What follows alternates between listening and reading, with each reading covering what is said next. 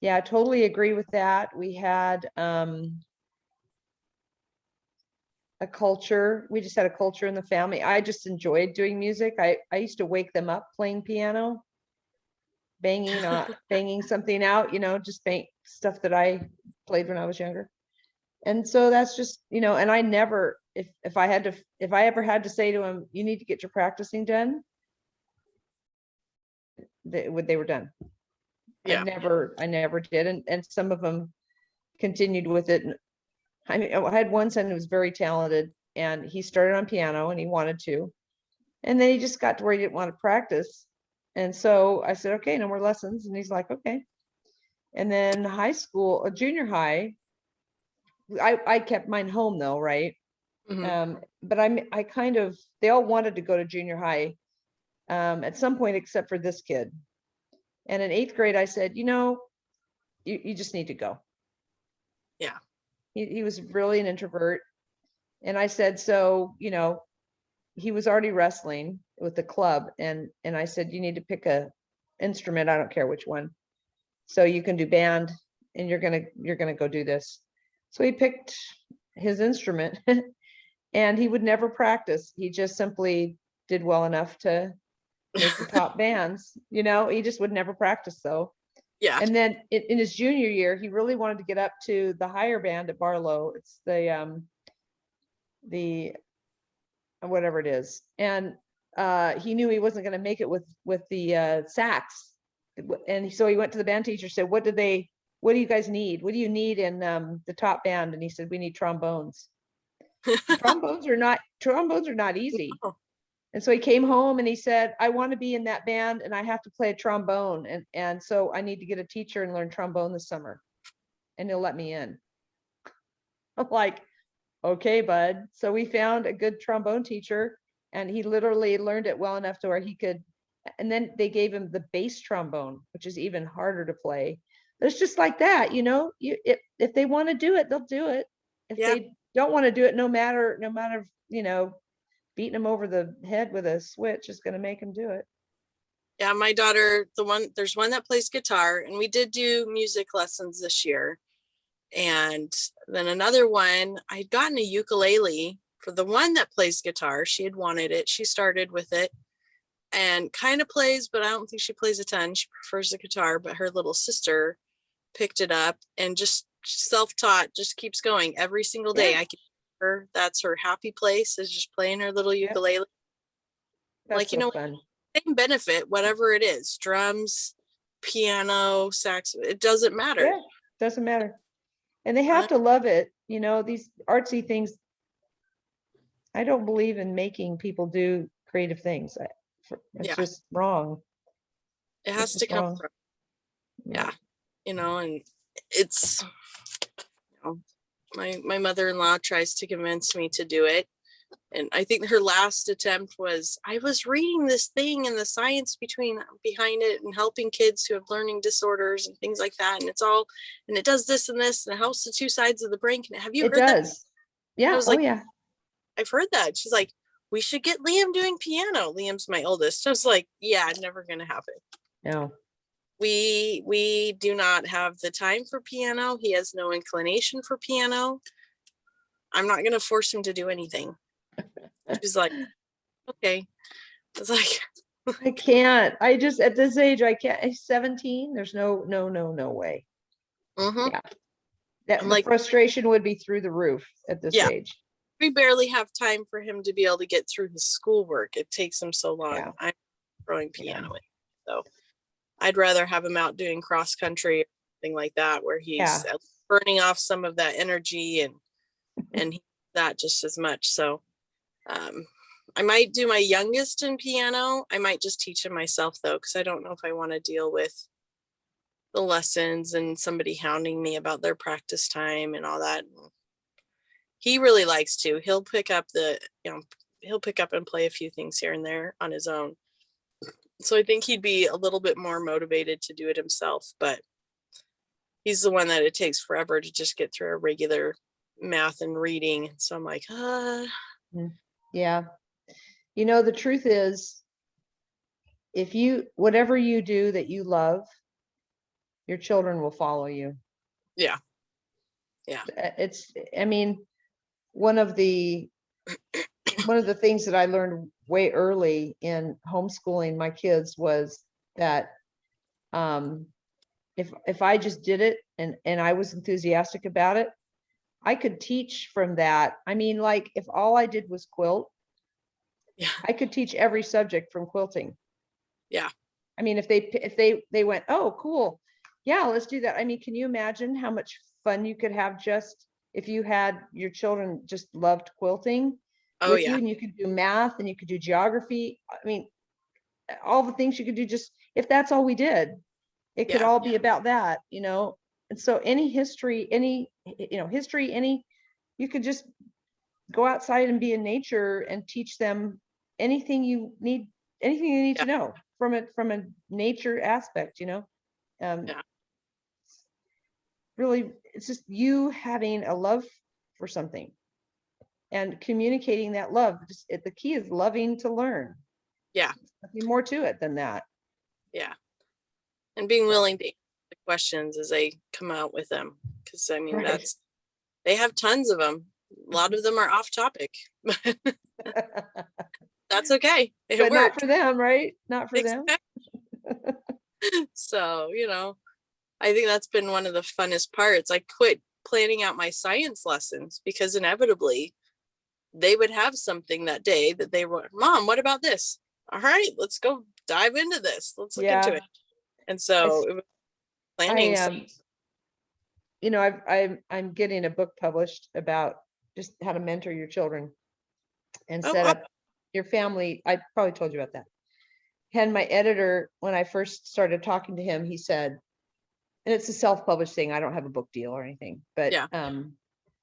He said he was very excited when I sent him my manuscript. He says, oh, this is what I don't really like my ex-wife, but she got one thing right, and she did the homeschooling, and it was all interest-based. And I guess he was laid up with a broken leg or something, and she said, okay, you're in charge of our son. You got to do his education. He's like, what? I don't know how to do this. How do you do this? She says, it'll all present itself. And so he said the first day he's laying there on the couch, his son came in and he had a gecko. And he said, Dad, can I keep this gecko? And Marty goes, ding, I get it. He says, you got to research geckos. You got to figure out the habitat. You've got to, understand everything about geckos before I'll let you keep it. Yeah. And that was the end of the story. And he did. He said he spent the next week, they go to the library, get books. He did all the research on geckos. They set up the aquarium, all that stuff. And he learned everything about geckos. And that was all that. And he said, now I get it. This is how this works. Yeah, it's a lot of fun. Like when a lot of fun. First started trying to do like the science and the history and all of that in with our lessons. And then the impression came like, you just need to teach them basic math and how to read. After that, let them go. Let them go and they can go do that work for you. So we'll do it as just kind of a motivator. Like, hey, we're going to do science today. Yes. Can we do this? Sure. But you have to focus to get this lesson before we can do that. But I feel bad because it's taken them so long to learn to read. I mean, it's just a real struggle, but we're seeing some breakthroughs. It's coming. But I told you my oldest daughter didn't read till she was 12, right? Yeah. And then the next son struggled too, and he actually loves he loves to get into books, but it's all audio. He still has a hard time. He's ADHD too, and so the others were okay, but that was hard. It was hard to just go, oh well, I guess at some point she'll learn to read. I mean, we're a reading family. I read to the kids all the time. Every day was full of reading. Yeah. And just one day her brain just went ding, I get it. Yeah. It was odd. It was really strange. But I used to have some books about it.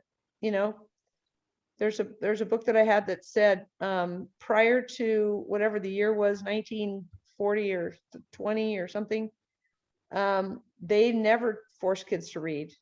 Yeah. They And now never they did. And hard. ever since then, you see all of these learning disabilities ballooning. Yeah. There is an actual brain maturity, and if you teach them to read before their eyes switch or something, that's why you have the dyslexia. Oftentimes, that's when you get a permanent disability. That makes sense. It was a really interesting book. I don't know what happened to it. I lent it to somebody. Isn't that where all the good books end up going? Yep. Yep. I'll do that one. I think I've replaced my best one several times. Yeah. You're like, there you go again. That's- Yeah, I've been working my way through a struggling learners seminar that I'd gotten on DVD. Is just getting the kids to like let me have enough time to focus and process. So it's been a lot of like, hey, hun, while we're folding all of this laundry, guess what we're doing? Right? My husband's like, but then at the same time, I think the few times he's been here and been able to watch it with me, he's like, oh, I understand what you're talking about. As he struggles with, is ADD even real? All these learning disorders, is this really a big deal? I don't understand why we need to do all these things. Then he'll, he's like, but at the same time, like, I get that they need the help. I just don't understand, all of what you're talking about and all of that, because he's never at any of the doctor's appointments or the evaluation. So I start talking about the executive functioning disorder and all of that stuff, and he gets a little, what are you talking about? Sensory processing and the oppositional disorder. I don't know if you have all those. My grandkids have a lot that they deal with too. So we haven't. I don't honored the oppositional defiant disorder. That's lucky. I wouldn't be surprised if it's in there somewhere. Covered it yet. So how are you going to integrate? I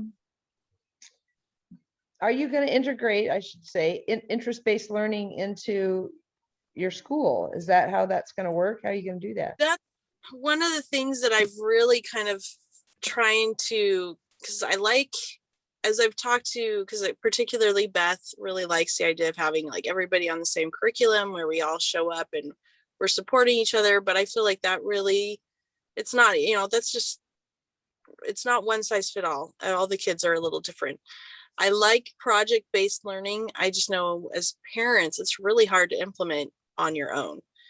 But I think there's a lot of opportunity in what we're looking at doing to create interest-based or project-based learning, to be able to facilitate what can be hard for a parent to try and feel like they have room to do, or sometimes even just feel like they are free to be able to allow to do.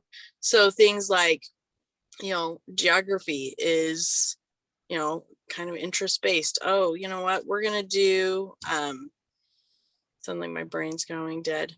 I could plan a road trip. Or a virtual road trip. Yeah, you're going to plan a road trip, sit down as a group. Where are the places you want to go? What are things you want to see? Look through the states, figure out an interesting route that you want to take. Try, have a challenge. You have to visit at least X number of national parks. In their own research, they would find all of those kind of things. Designing a state. I did one with my little boys, or like design a park. Pick your park. Here's, make your map. Explain to me the different rides or the playground equipment, all that kind of stuff. What's your theme? So doing different things like that where, you've got a lot of games, a lot of hands-on, a little bit of the interest type part of things, trying to think outside the box on things that complement whatever curriculum a parent would be doing with their kid. History through film, in book clubs where they can, it's not, we're all reading the same book, pick a book, read the book, come and share what you learned about the book. Because I feel like that's something, it lets them pick their own interests. And then, I recently found an article that was, 10 ways to avoid doing a book report, or 10 different ways to report, something like that. Do a brochure, tell me a story, do your own fan fiction, all of these different things that are kind of more interest-based, but a little bit still demonstrating, working on some of the other things a game based off of it. So trying to figure out how to bring in some of those other things and other ways of learning that aren't super set in stone. I love unit studies. I think it would be really fun to just do an elementary class that's just the Magic Tree House, where you learn whatever, because there's so much history and science, and mostly history in those ones, that it would just be a really fun way to learn, but aren't really roped into one particular curriculum. But I also am trying to figure out, well, you know, if we've got parents who are like, I can show up and teach a class, some of those things might be a little bit tricky. And so having that curriculum is really helpful for some of them, but trying to figure out what works best for all of it and kind of get an idea. I did create a list of curriculum that, you know, I feel like would work really well, that have kind of a range. So, you know, because I feel like at least for the older kids, you know, find a curriculum that works, and really the job of the teacher is not really necessarily to teach. It would be kind of a tutor. You know, parent still teaches a lesson, kid can come during that time, working groups, peers help each other, teachers there to answer questions. Those kind of things I think are really beneficial kind of learning communities where they can still move at their own pace. They don't have necessarily the pressure of keeping up to a certain schedule, but can really hopefully flourish in that kind of environment. Yeah. But you know, having those places where science can be, you know, where you're talking to your teacher and they say, hey, you know, I really find this chapter interesting in my science book that I'm working on, and great, well, where can we go with this, you know? And as a teacher, helping facilitate that, or giving a few other projects. My kids had a teacher that would call them curiosity projects that I loved. She just, you know, pick something you're curious about and do the research and present it. So yeah, we've done, I mean, that's what we did with our kids and with the other families that we just did it one day a week, but we picked, you know, a variety of things, and they just did their own research and presented to each other.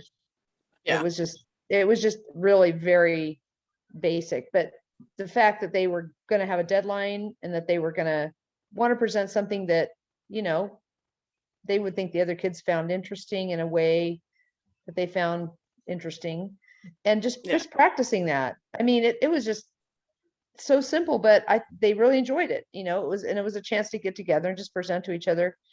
In the group that I'm in with my grandkids, last year, the older group did.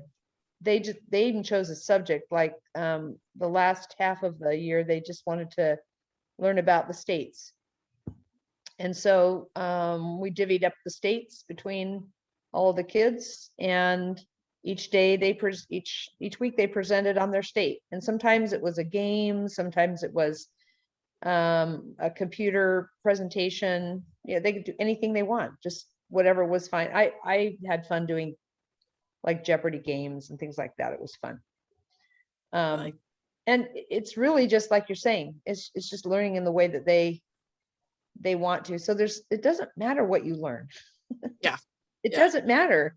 I mean, of course we want our kids to learn basic history. We want them to learn some basic things, but you can do that in fun ways, you know?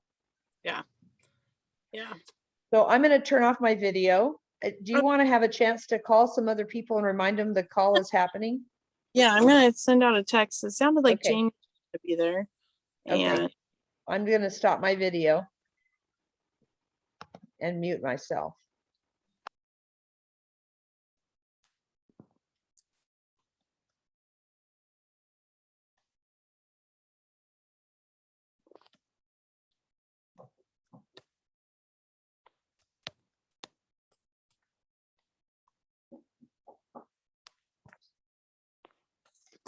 all right. Yeah, come on in. Just wondering, can I watch a movie? No TV right now. What? You're okay. It's a very dejected look. All right, let's see. I'm not sure.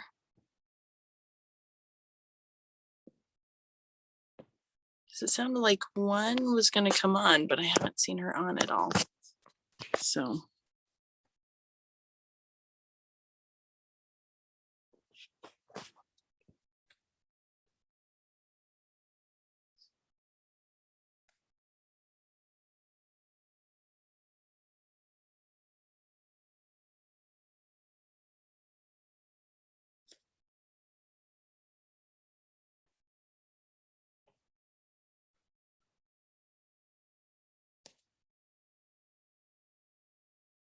Yeah, I'm not sure if we're going to have any takers today.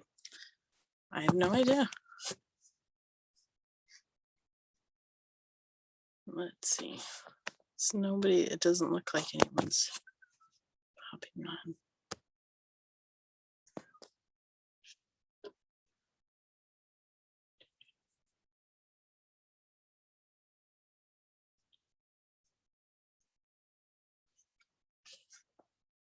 Let's see. Oh, I can hear kids yelling outside. That's always good.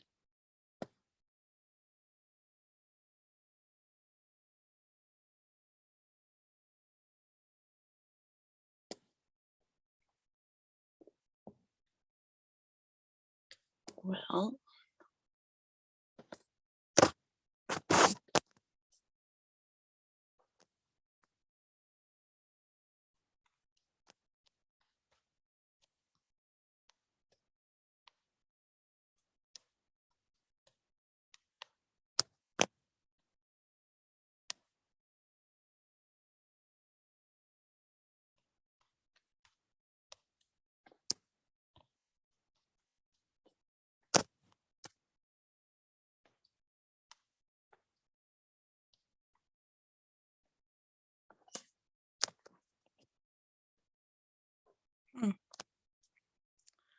well, I don't know.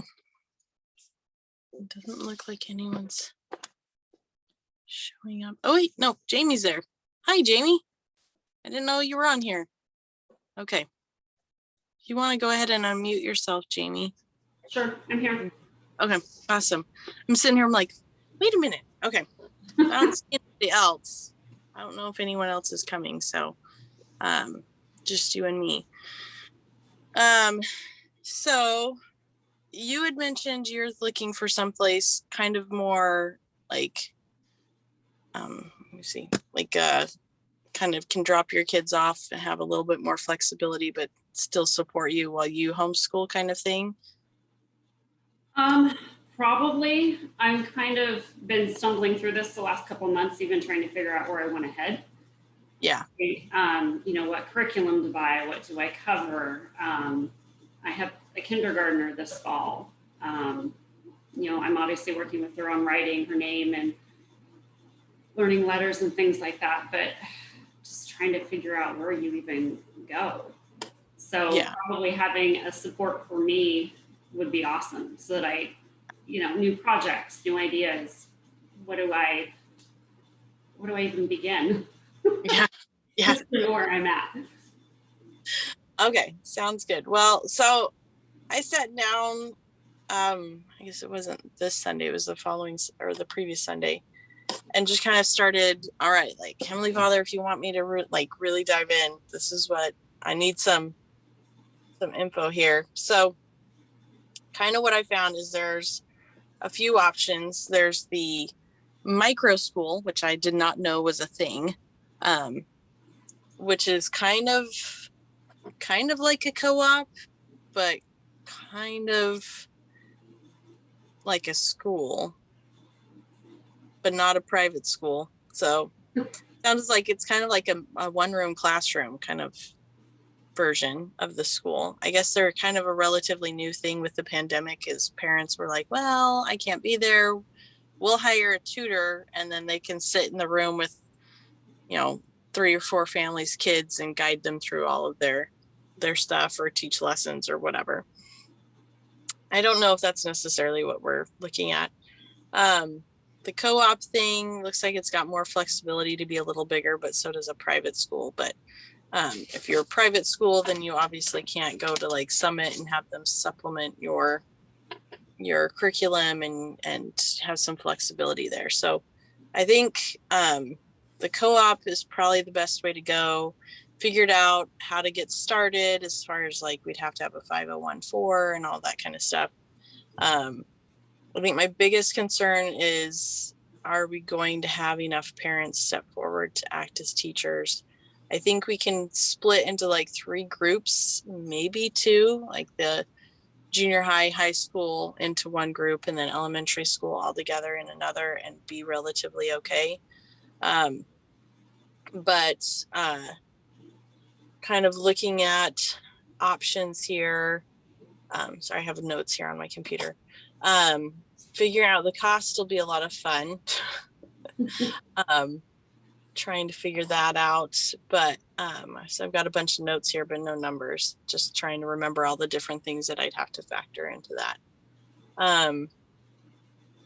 Let's see. And I did create kind of a list of curriculum and ideas of different things to do. So a lot of the schools that I had looked at that are kind of already doing, or I guess co-ops that are already kind of doing this, they did have, you know, basic classes, language arts, math, history, science, that they would do, and some electives that they would kind of take over. And so, but a lot of them looked like they were still pretty self-guided. So there was a parent there, the kids were kind of doing their own things. Elementary, it looks like it's a little bit different just because they can't work independently too much, but the older kids could, so there'd be a little bit something different there. So I've got like a list of curriculums and stuff like that. If you want, I can probably just do this. My notes are really crazy, but I'll just send you. What's your email? S is in Sam, UN, F is in Frank, LWR 50 @gmail. Okay, so kind of like sunflower 50. Yep. At Gmail. So, all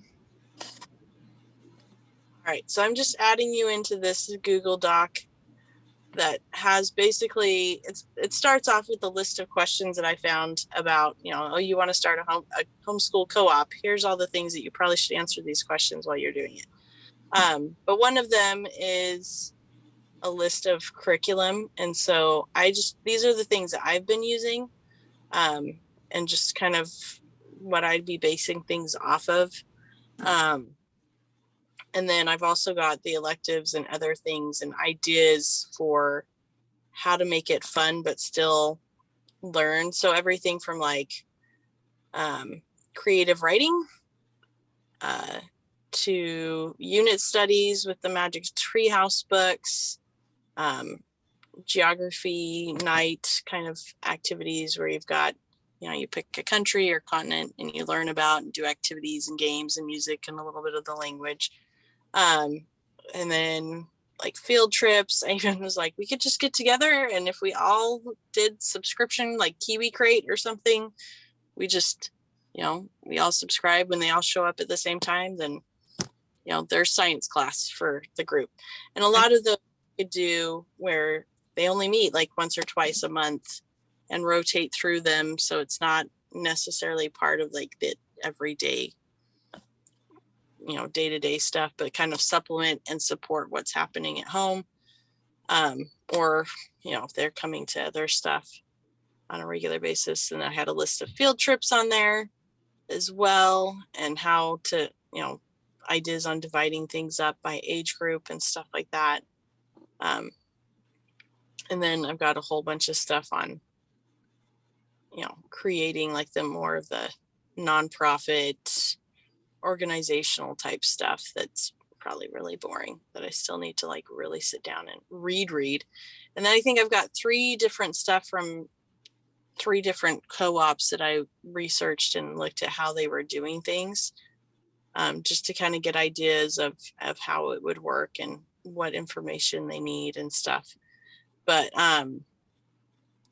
pretty much the 3 main larger co-ops that I've seen operate 3 to 5 days a week with kind of a set schedule, but it's kind of a drop-in. So you would, or yeah, it's a 3 to 5.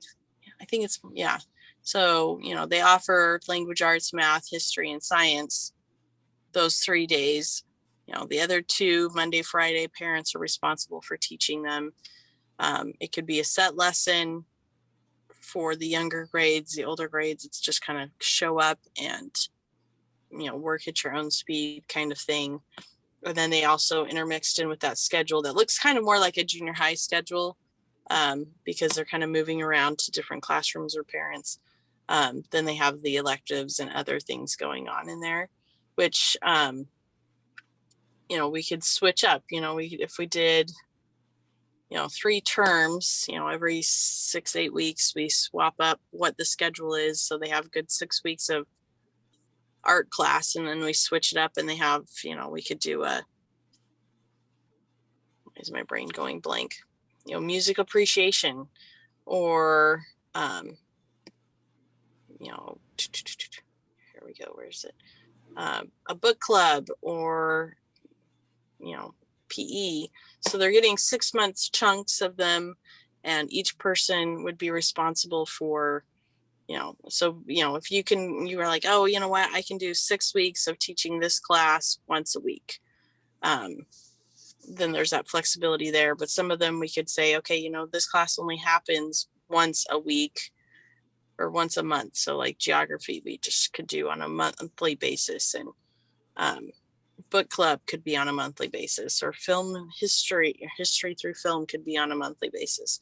So where we have a loop schedule, as long as you've got 4 of those kind of classes, and they can each rotate through a different week, or that sort of thing. So that's kind of the direction that I'm leaning towards going, because sometimes it is really nice when you can just have, when you know that certain things are going to happen at a certain time during the week, and you've got at least one day where maybe you're not teaching, or they're going to get a good language arts in that day, and creating that environment. But one of the things that I also felt was that it's important to provide the opportunity for parents who have to work 5 days a week and maybe can't do the co-op, and have a place for them to go.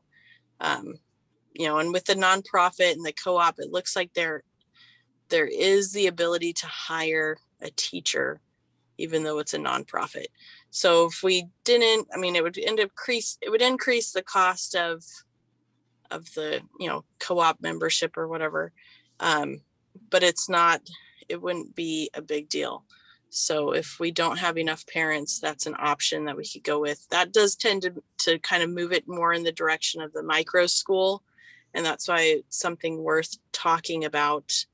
Because in the micro school, you can do the co-op thing, but if you're hiring employees, essentially, then it looks a little different as far as the financial standpoint of things. But it may not be a bad idea to do that as well, and figure out what that would look like. How did I just log myself out of that? So that hiring the teacher, that in my mind, that also makes me think of a backup. Like if someone's sick, or they can't show up, you've got that emergency coverage, almost like a substitute. Yeah. If you needed it. And so, and it provides a good deal of consistency, and it does make it a little bit more like a school, but that's kind of the direction we want to go anyways, is because we're, there is I don't know, but for me, I am terrible about creating structure in my home. So having consistent start times and, finish times, and this is what we're doing at this time, my kids are like, yeah, whatever, Mom. Yeah, we don't have dinner time anymore. So yeah, I can't do this, but there's really no way to get everything in. And the kids, my kids desperately need this structure. I just can't seem to be able to hold it. But in being in an environment similar to school, especially if there's like a physical moving from one room to another, that there is a good, okay, I'm shifting space and I'm moving to another thing and I have to wrap things up. So I think there's a lot of benefit to doing things that way as well. It's just looking at that cost, of course, the more parents can participate, then the less the cost would end up being for them. So figuring out that sliding scale might be a little interesting. As far as creating the nonprofit, it's not, there's the fun paperwork, but I want to say the last time I looked at it, it was only like $600 to do so. So we'd have to figure that part out of it, but I need to I did buy a book. It's called Carol Top. She's a CPA, so she goes into all the financial stuff behind a lot of it, and her website has been really helpful as I've gone through. I think I've got it up here permanently actually on my computer, but maybe I don't, not right now anyways. But so looking through there and trying to make sure that we set up the right kind of 501 to be able to hire teachers and things like that. But I'm just making a note.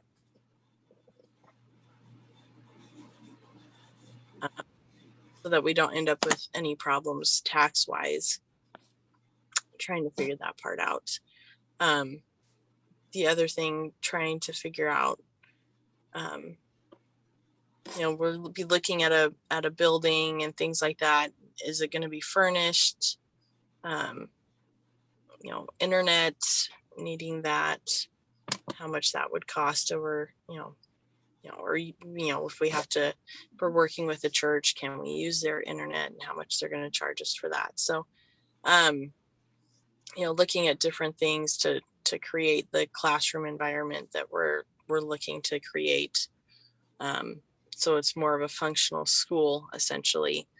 And then kind of moving into, once we have the full set of cost, I figured, school supplies, curriculum, computers, those kind of things, we would just, you're on your own. Food, lunch wouldn't be provided, really cut costs there.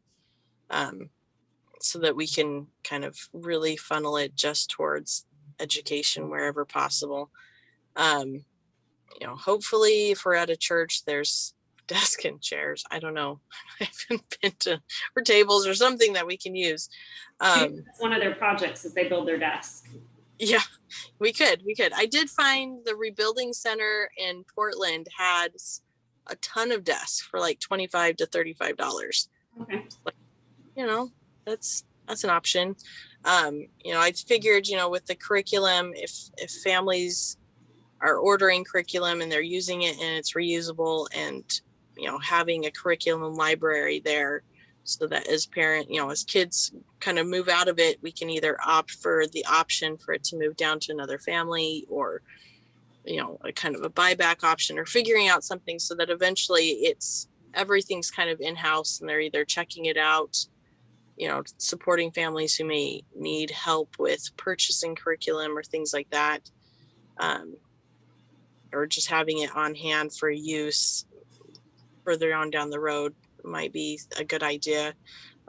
It is interesting to me that there's like a curriculum shortage right now, so it's getting harder to find it and buy it. And that was one of the other things, like, oh yeah, I guess if we're going to do this, we probably should let people know, like, this is what we're looking at using. So you should get your orders in now. But most of what I've bought is pretty reusable. And so that's part of why I had picked the ones that I could, so that if we needed to, instead of having to have every student purchase stuff every single year, just like, okay, if you want, you can donate it to the school so it's used later on. And then, so it operates kind of like what we used to grow up with, where you'd walk into math class and you pull out those textbooks that have been used forever, and you in your own sheet of paper. So, and that helps cut the cost down later on, hopefully for people. But the more that I've been thinking about it, answering questions, the more that it looks more and more like a school, with parents helping out wherever they're able to, and a little bit less of a, we meet and hang out and do random educational stuff together. So it's made me realize, like, oh yeah, I really wouldn't have been able to pull this off, and like, oh yeah, this looks like we have a good group going. All right, let's see if we can put this together in September and have it going. So I'm glad that the Lord really pushed me to, like, okay, come on, Tyra, wake up. You got this. But I have been mulling over ideas for kind of a summer camp to kind of get things going. And I was going to start this week, but obviously I'm not because we're all sick. But so I've got, I think mostly Thursdays. I think they're all Thursdays actually throughout the summer. Ideas of different things that kind of have, you know, a little bit of, they're kind of more interest-based unit study style. And so, you know, they cover a couple of different things. A lot of them are more, so I've got like space camp, mad scientist, pioneer week, which is more of a history type of one, math, which doesn't sound exciting, but I'm going to make it exciting. A road trip one where we just learn about US geography and things like that. I've got a survivor type style one. I've got 2 weeks in August that I won't be here. So it might be, I've kind of penciled out an idea of an art camp and a music camp that I think would be relatively easy for somebody to put together if they wanted to take on those 2 weeks. And then a human body. So I have this really awesome, like build life-size human body model of an eye and an ear and stuff. I thought, oh, you know what? That could be a really fun, interesting one. So I'm going to try and start that on July 1st. I'm just going to, I figure out, I might use Eventbrite to put that together so the word can get out and just see who ends up signing up. And then just do like, I think if I did $15 a person, that should cover my supplies. Okay. I think. And just have it be from like 9 to 12 or something. I've got to double check and make sure that Bird can function with extra people at the house. So, but yeah, and then hopefully next week start calling people and buildings and churches and try and find a place where we can hopefully meet and start getting some prices put together and figure out what our monthly cost would end up being. And then hopefully also next week we can meet and find out who would be a reliable teacher, or if we need to try and find a teacher, or how that would work, and things like that. Rachel was really interested in doing this, but I don't think she's made it to any of the meetings.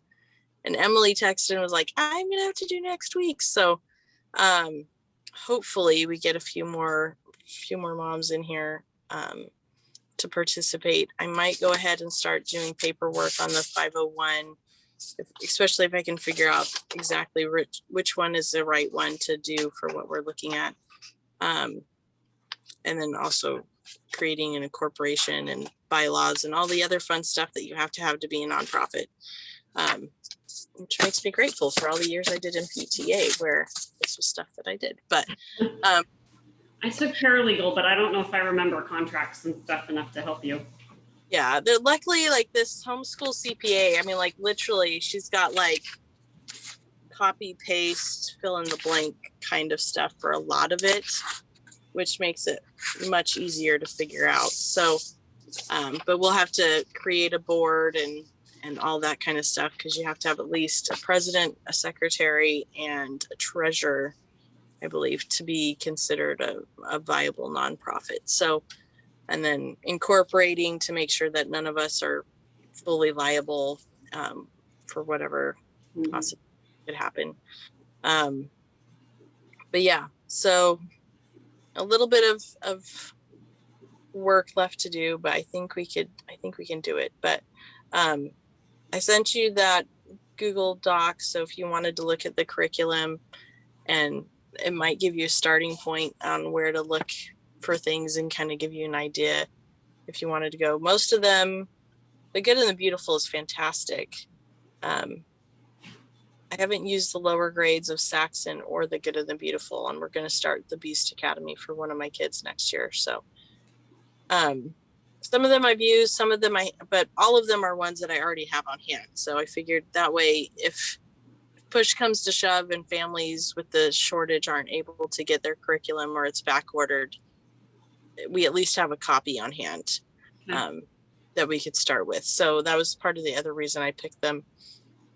But they won't, I think probably it won't be just just those things where that's the sole focus of whatever we do, and really incorporating some interest-based and project-based learning in there, because I think that's where learning really gets fun, is when we do those kind of things. And a lot of games. I use a lot of learning games. So Yeah, it keeps their attention for sure. yeah, especially the younger grades. So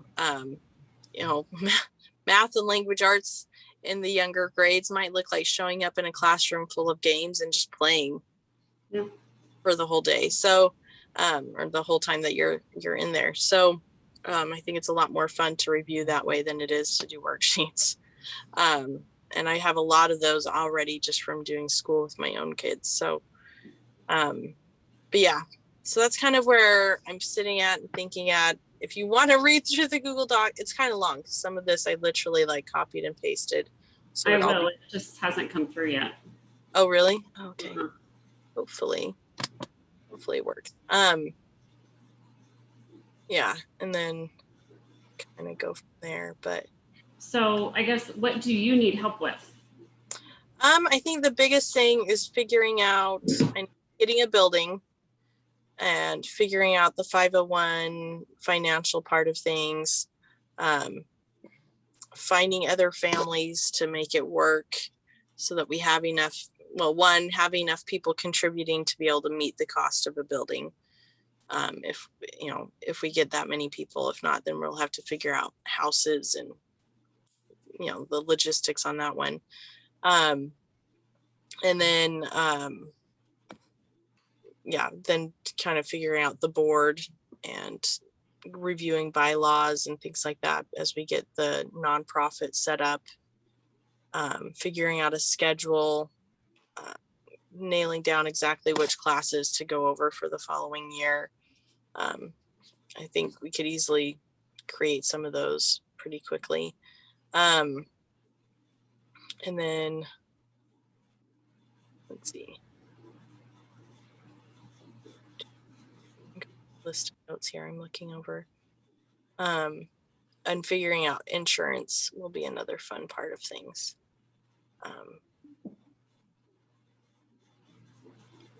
But yeah, I think the biggest part is just getting the 501 nonprofit stuff and the bylaws set up. And that one, I think, definitely need more people for. So hopefully the next meeting gets a little bit more momentum.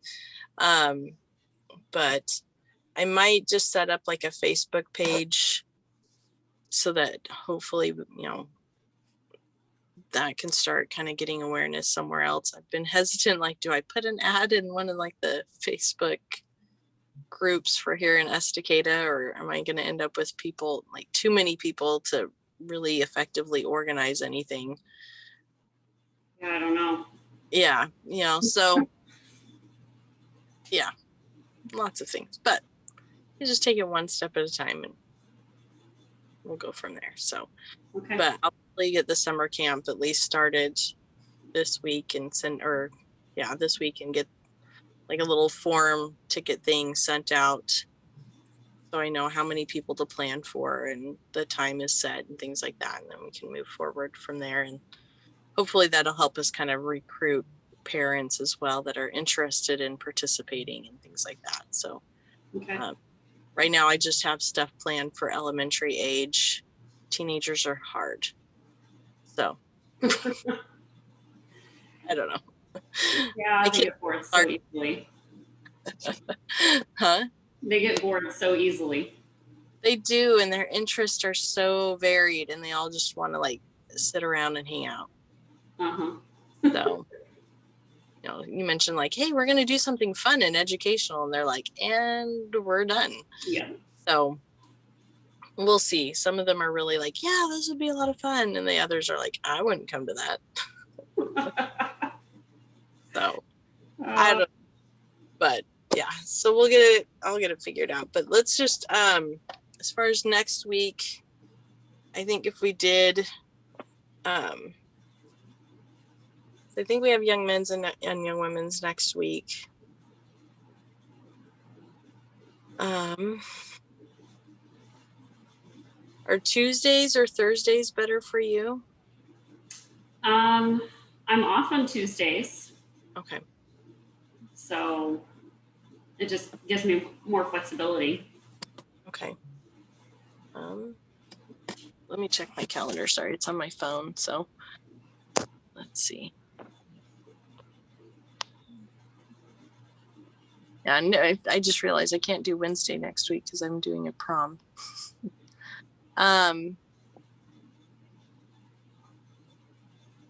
Let's try for Tuesday evening, and let's just do the 6 o'clock work, or does it interfere with?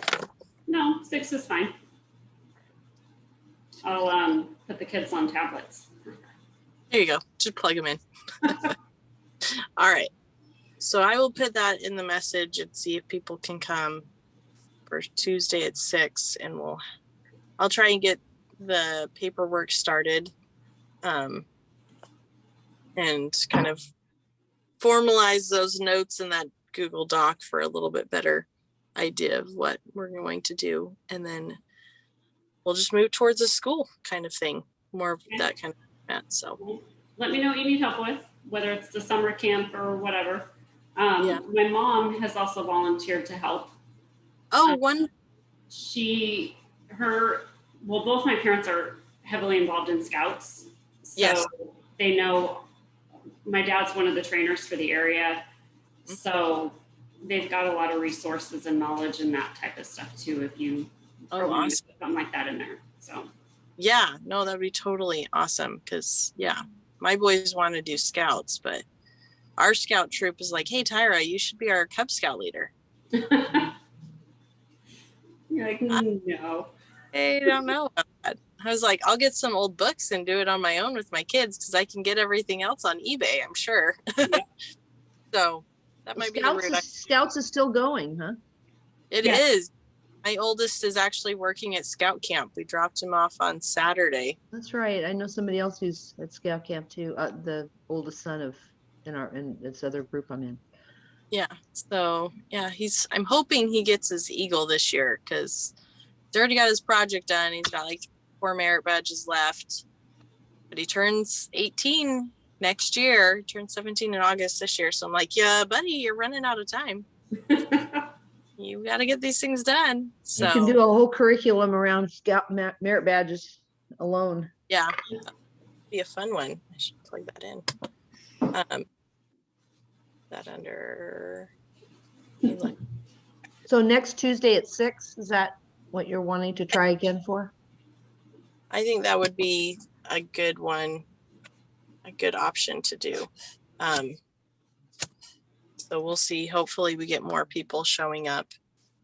I suspect girls camp might be why it's sparse today, but I don't actually know. So we'll see. We'll aim for Tuesday next week at 6 o'clock, and we'll just go from there. Okay, sounds good. Awesome. All right. Thanks, Jamie. Thanks, Tyra. All right. Thanks. Oh, you're welcome. Till next week. All right. Bye.